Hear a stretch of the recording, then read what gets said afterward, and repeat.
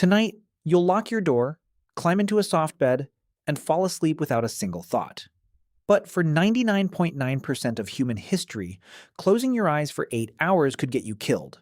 No walls, no locks, no lights, just you, the dark, and things that could smell you from a mile away. Lions hunted at night. Hyenas hunted at night. Even other humans hunted at night. The terrifying part is humans have some of the worst night vision in the entire animal kingdom. We can't see in the dark. We can't outrun a predator. We can't smell danger coming the way they can smell us. By every rule of survival, humans should have been wiped out in our sleep within the first generations.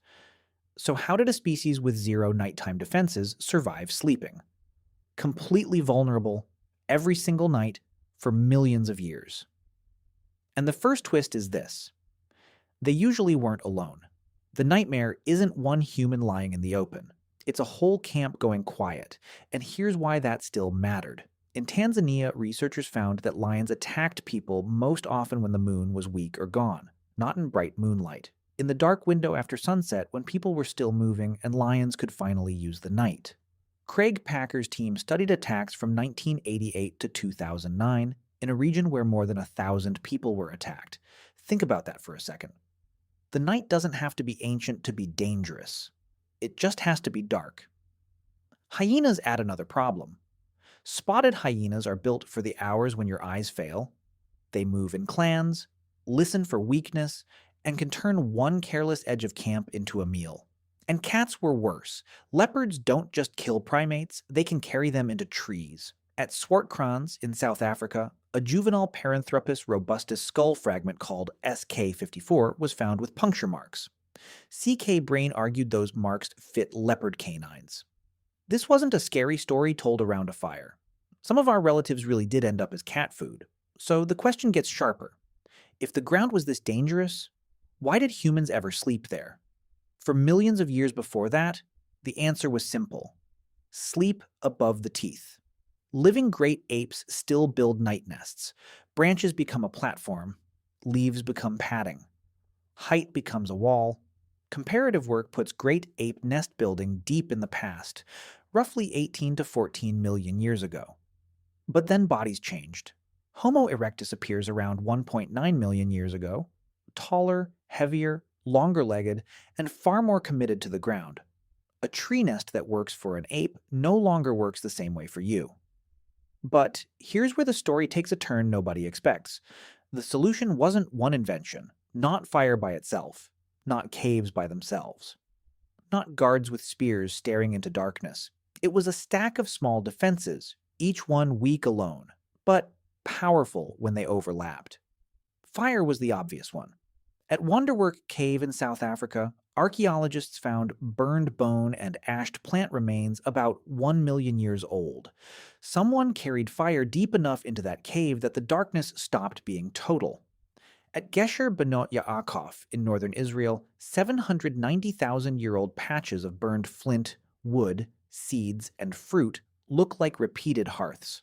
Not one lucky wildfire. A place people came back to where heat, food, and safety gathered in the same circle. But here's the thing, fire was never a magic wall. A lion doesn't have to love fire to wait beyond it. Embers fade, smoke shifts, someone has to wake up and feed it. And in many places, habitual fire use seems to become common much later, around 400,000 to 300,000 years ago. So fire helped. But fire can't explain the whole miracle. The bigger answer was sleeping like a group animal. Near Lake Eyasi in Tanzania, David Sampson and colleagues put wrist monitors on Hadza adults. Not in a lab. In a real hunter-gatherer camp where the dark still presses right up to camp. Then they watched the sleep patterns for 20 days. And the number they found is almost hard to believe. Across all those nights, everyone in the monitored group was asleep at the same time for only 18 minutes total. 18 minutes. In 20 days, the camp slept, but the camp almost never went completely offline. In 99.8% of nighttime checks, at least one person was awake or lightly asleep. And the median number awake during the night was 8. No captain assigning shifts, no guard tower, just ordinary human variation doing something extraordinary. A young adult stays up late, a mother wakes with a child, someone gets up to pee. An older adult wakes before dawn. Nobody plans the net. The net is the people. And here's the part that makes modern life feel strange. The tribe's security system may have been teenagers who wouldn't go to sleep and grandparents who couldn't stay asleep.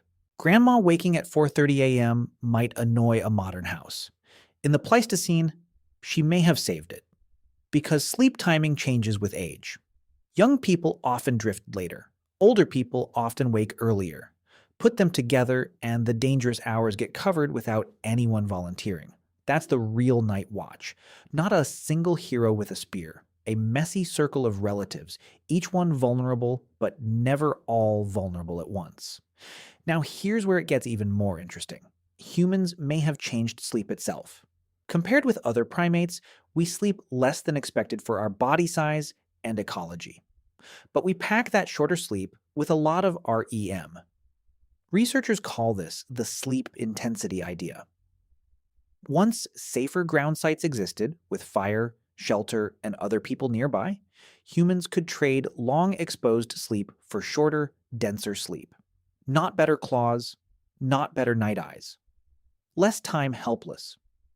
That also means the famous 8-hour block may not be ancient law.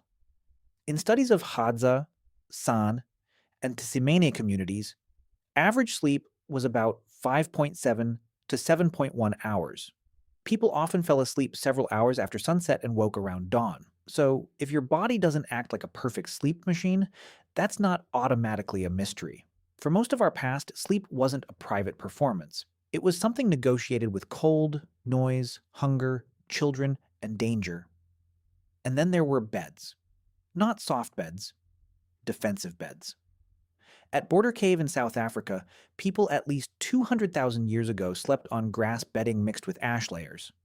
Ash can make life harder for crawling insects. It can clog, scrape, and dry the tiny bodies moving through it. At Sibudu Cave, 77,000 years ago, people laid down plant bedding topped with aromatic leaves. Some of those plants had insect-killing chemicals. Think about one mosquito in your room. Now imagine the stakes when sleep loss makes you slow at sunrise. A bed wasn't decoration, it was insulation, parasite control, and a cleaner boundary between your skin and the ground. At Ohalo 2 on the Sea of Galilee, archaeologists found 23,000-year-old grass bedding inside brush huts. For once, you can almost see the night. A small hut, a grass mat, people close enough to hear each other breathe. But the strangest defense may still be inside your skull. You know that first night in a hotel when every hallway sound feels louder than it should? In 2016, Masako Tamaki and colleagues studied that exact effect. On the first night in a new place, one side of the sleeping brain stayed more watchful. People woke faster to strange sounds. Not fully awake, not dolphin sleep, just a quiet, uneven alertness. Your brain doesn't know it's in a hotel.